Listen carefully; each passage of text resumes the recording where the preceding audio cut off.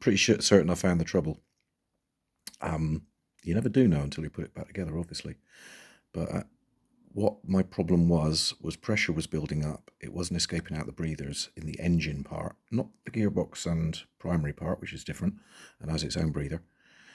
Pressure was building up, and which was mysterious because it's got two breathers. You think they both can't be blocked. And so much that, and it took me ages to find this, you had to use a torch and I had to put my face like, I don't know, an inch from the front of the engine, and I could see a fine mist spurting out. So definitely a pressure problem. Now what I found was on the 79 Ironhead, there's no rotating breather on the front. That's the hole that you'll recognise for the breather.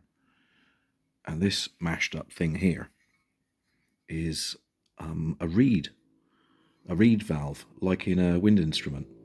It consists of a cup, which appears to be pressed in, but I've tried slide hammering it out. I've tried, as you can see, smacking it, trying to undo it, seeing if it's threaded in. Tried it the other way as well, because you never bloody know. This is Harley Davidson. Because it needed replacing, because what happened was the reed inside it, which I'll show you in a minute, is supposed to be flat against this hole here. You're not supposed to be able to poke your finger down there. There's supposed to be a reed there.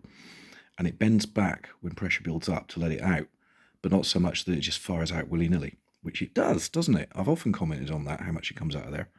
And turns out mine was bent back, so there was nothing really holding it back. It was all firing out willy-nilly, which is great. Here's the thing. It bent back and bent back and bent back, and over 45 years it basically bent back and blocked that hole. So it couldn't vent. And I know what you're thinking, but what about the other vent, the one at the back? The one that goes to the oil tank? Yeah. Next time you're near it, take it off, try blowing through it. It doesn't vent. The oil tank's full of oil and air, and it's got a rubber stopper in it, so that can't vent into it because there's nowhere for pressure to go. The oil tank's effectively pressurized. It's probably some kind of Environmental Protection Agency thing they had to do just to get the bloody thing, out of the factory that year. This exiting into the air filter almost certainly is an EPA thing. I'm not going to do that anymore. What I'm going to do... Oh, I found the diaphragm. Where's it gone? Yeah, I was trying to remove that, and eventually I just got some pliers in there and ripped the diaphragm out. That's what's left of it. But yeah, it's a very, very hard material. This... I found an entire unit for sale in Canada for under a tenner, which was great, but it was going to cost me 100 quid in shipping and import charges and everything. You'll be aware that currently Britain does not have trade agreements with anyone. So my solution to this whole breather thing, because it's still going to chuck it out because there's now nothing in the way at all. So this breather and that breather are going to go to a 4-way connector that's going to sit on top of the oil tank.